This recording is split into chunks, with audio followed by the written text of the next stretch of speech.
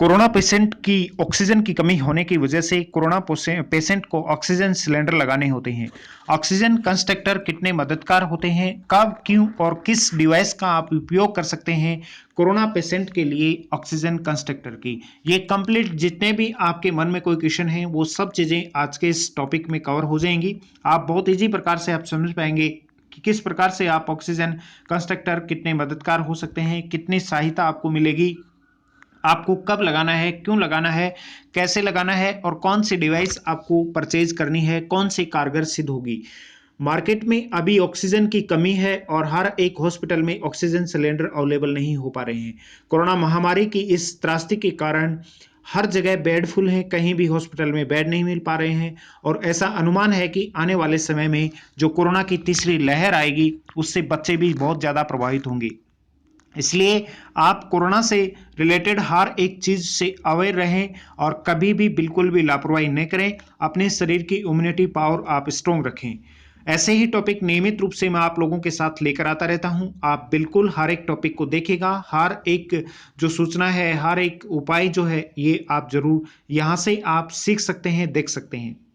आज बात कर देंगे कि ऑक्सीजन कंडक्टर कैसे काम करता है। ऑक्सीजन जो कंस्ट्रक्टर जो है ये आसपास की हवा से ऑक्सीजन में घुली अन्य गैसों को बाहर निकालकर शुद्ध ऑक्सीजन को एक सिलेंडर में एकत्रित कर देता है। जब आप जिस कमरे में ऑक्सीजन कंस्ट्रक्टर रखेंगे तो ये क्या करेगा कि आसपास की हवा से ऑक्सीजन में घुली हुई अन्य गैसों को तो बाहर निकाल देगा और वहां से ऑक्सीजन को एक सिलेंडर के रूप में वहां स्टोर कर लेगा। हवा में 78% नाइट्रोजन और 21% ऑक्सीजन गैस होती है, दूसरी गैस 1% होती है। जो अपने वातावरण में आसपास की जो हवा होती है, आसपास की जो वायु होती है, उसमें 78% नाइट्रोजन गैस होती है और उसके साथ में 21% ऑक्सीजन गैस होती है।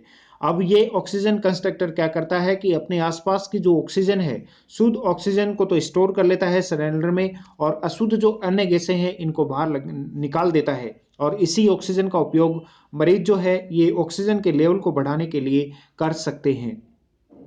ऑक्सीजन कंस्ट्रक्टर इस हवा को अंदर लेता है, इसे फिल्टर करता है और उसके बाद में नाइट्रोजन को वापस हवा में छोड़ देता है। जब ऑक्सीजन कंडक्टर हम जिस जगह रखेंगे तो वो क्या करेगा कि आसपास की जितने भी वातावरण में आसपास की जो हवा है उसको ऑब्जर्व करेगा, उसको अपनी ओर खींचेगा और उसमें क्या क्या आएंगी, नाइट्रोजन गैस भी आएंगी। जैसे ही वो गैसें अंदर जाएंगी तो अंदर जाने के बाद में ऑक्सीजन कंडक्टर केवल और केवल ऑक्सीजन को तो स्टोर कर लेता है, अदर गैस को बाहर निकाल देता है और जो स्टोर की हुई ऑक्सीजन गैस होती है ये सिलेंडर में स्टोर कर ली जाती है जो कि पेशेंट के काम आती है। उसके बाद में क्या होगा कि डिवाइस बाकी बची ऑक्सीजन मरीज को उपलब्ध करवाती है।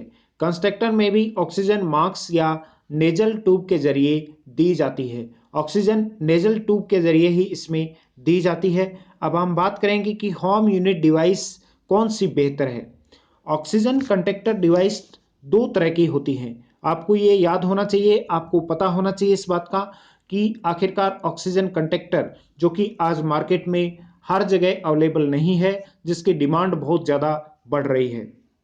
ऑक्सीजन कंडक्टर डिवाइस दो तरह के होते हैं, होम यूनिट और पोर्टेबल यूनिट। दोनों डिवाइस बिना किसी रिफिल की मदद से ऑक्सीजन खुद बनाती हैं। ये दोनों ही डिवाइसों में ऑक्सीजन खुद बनती है। होम यूनिट में सीधी बिजली सप्लाई चाहिए होती है, जबकि बैटरी से चलने वाले पोर्टेबल डिवाइस को कहीं भी अपने साथ ले जा सकते हैं आप। पोर्टेबल यूनिट लंग डिजीज जैसी बीमारियों में उपयोग की सलाह दी जाती है। कोरोना में यह ज़्यादा कारगर नहीं है। अब बात करते हैं होम यूनिट की। होम यूनिट से ऑक्सीजन को फ्लो लगातार बना रहता है।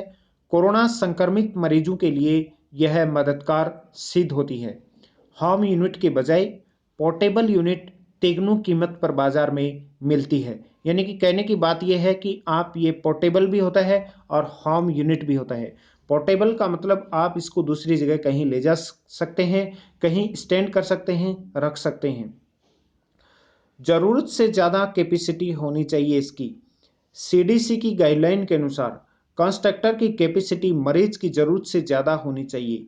ऐसा कंस्ट्रक्टर खरीदना चाहिए जो ऑक्सीजन प्योरिटी इंडिकेटर के साथ आता हो। 90% से ज़्यादा शुद्धता के साथ 5 लीटर वाला कंस्ट्रक्टर 3 लोगों के छोटे परिवार के लिए सही विकल्प है। एक बार फिर देखो इसको ध्यान से, 90% से ज़्यादा शुद्धता के साथ, 90% जो ऑक्सीजन आपको मिलेगी वो 90% शुद्ध होगी। 90% शुद्ध ऑक्सीजन के साथ 5 लीटर वाला कंस्ट्रक्टर 3 लोगों के छोटे परिवार के लिए बिल्कुल सही विकल्प है, बेस्ट ऑप्शन है। 2 से ज़्यादा बुजुर्ग हों तो 10 लीटर का कंस्ट्रक्टर आपके लिए ठीक रहेगा, बिल्कुल सही काम करेगा। अब बात करते हैं मॉडरेट स्थिति में ही इसे उपयोग करें। विशेषज्ञों के अनुसार ऑक्सीजन कंस्ट्रक्टर का उपयोग तभी करें जब कोरोना संक्रमित मरीज मॉडरेट स्थिति में हों।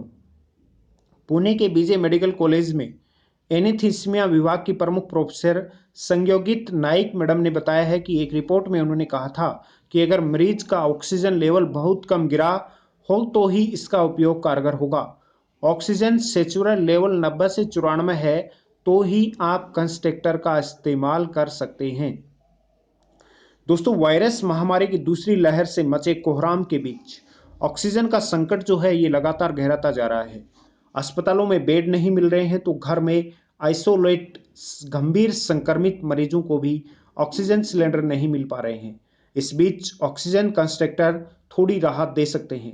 ऑक्सीजन कंस्ट्रक्टर के बारे में यह सब जो आपने जाना ये बहुत ही इम्पोर्टेंट होगा और आपके परिवार के लिए ये वरदान सिद्ध होगा, कारगर सिद्ध होगा। तो आज के इस टॉपिक में हमने जाना कि ऑक्सीजन कंडक्टर किस प्रकार से काम कर सकता है। ऑक्सीजन कंडक्टर जो होता है ये अपनी आसपास की हवा को स्टोर करता है, ऑब्जर्व करता है। उसमें से 78% नाइट्रोजन होती है, 1% अन्य गैसें होती हैं। तो ये क्या करता है कि ऑक्सीजन गैस को वहां से स्टोर कर लेता है सिलेंडरों में, दूसरी जो गैसें होती हैं इनको बाहर निकाल देता है और ये ऑक्सीजन जो सिलेंडर में स्टोर हो जाती है इसका मरीज उपयोग कर सकता है। उसके साथ में ये 2 प्रकार के होते हैं। आप इनको पोर्टेबल के रूप में भी ले सकते हैं, अर्थात दूसरी जगह भी आप इनको स्टोर कर सकते हैं, या फिर आप जो फिक्स वाले होते हैं ये भी आप ले सकते हैं। यदि 3 सदस्य हों परिवार में तो आप 5 लीटर वाला आपके लिए सफिशियंट रहेगा, और यदि ज़्यादा सदस्य हों परिवार में तो फिर आपको 10 लीटर वाला परचेज करना चाहिए। मार्केट में अगर अवेलेबल नहीं हो तो हमारे नीचे दिए हुए लिंक से कॉन्टैक्ट करके भी आप ये परचेज कर सकते हैं। मैं उम्मीद करता हूं कि आपके लिए बहुत टॉपिक अच्छा रहेगा और आप ज़्यादा से ज़्यादा लोगों के साथ ये टॉपिक शेयर जरूर करें। ऐसे ही इंपॉर्टेंट महत्वपूर्ण सूचनाएं आपको हमारे चैनल ज्ञान का अड्डा पर नियमित रूप से मिलते रहेंगी। उसी के साथ में आप मुझे फेसबुक, इंस्टाग्राम पर भी फॉलो कर सकते हैं, जिसका लिंक नीचे डिस्क्रिप्शन में दिया हुआ है। Thank you so much, all the best.